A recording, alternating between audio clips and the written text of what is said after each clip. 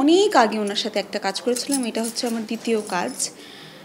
সেদিন আমার সাথে এক জায়গায় দেখা হলো, উনি আমাকে বললো কতদিন নশোবা তোমাকে আমরা স্ক্রিনে পাই না। এটা যে উনি সেটা ফিল করেছেন, উনি আমাকে বললেন যে আমি জানি যে তুমি নাটক করতে চাও না, অভিমানের কারণেই করতে চাও না, কিন্তু এই কাজটা আমার জন্য করো। তো আমার এত আদর করে বললেন, তো আমার কাছে মনে হলো যে কাজটা করি, এবং চরিত্রটাও খুবই মিষ্টি এবং করতে ভালো লাগছে, এবং দিদির সেটটাও খুবই আনন্দের সাথে, খুবই পরিবার এবং খুবই আনন্দ নিয়ে উনি কাজ করেন, তো এই জন্য ফিরে আসা। সে কখন থেকে খাওয়ানোর চেষ্টা করতেছে। তোর এটা কে বলছে তোরে? প্লিজ। চয়নিকা দিদি তো সবসময় একটু ভিন্নধর্মী, একটু বাস্তবধর্মী গল্প নিয়ে কাজ করতে পছন্দ করেন। সেখান থেকে এই গল্পটা আসলে আমার কাছে ভীষণ ভালো লেগেছে।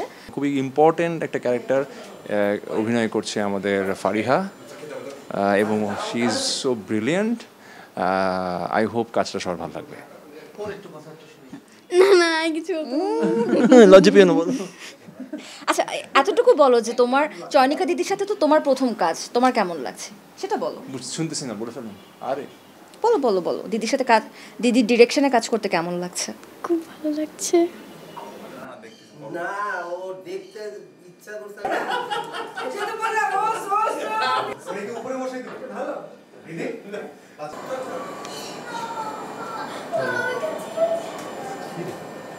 আরেকবার সরি।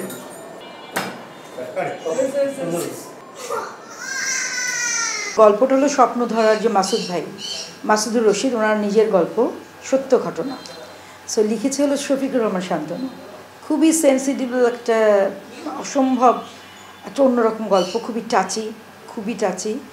তো নাম আসলে এক এক সময় এক এক রকম। প্রথমে যেমন রাখা হয়েছিল আগলে রেখো, তো মনে হলো রোমান্টিক, তারপর বললো যে না এটা হবে না, তারপর দেয়া হলো দ্বিতীয় বিয়ে, তারপর দেয়া হলো দ্বিতীয় বিয়ের পরে, এরকম আমরা নামের একটা সুন্দর একটা সন্ধানে আছি।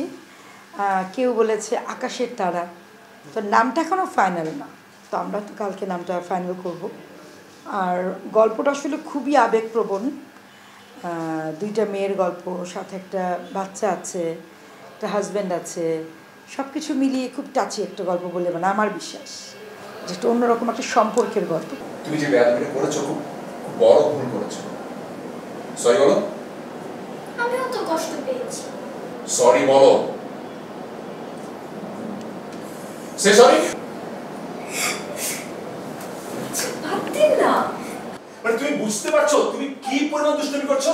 মানে কি পরিমাণ বেয়াদব হয়েছো তুমি? আচ্ছা থাক না। আমি দেখে নেব। মানে দেখে নেব নাকি? কে পরিষ্কার করবে সব? সকালে দেখা।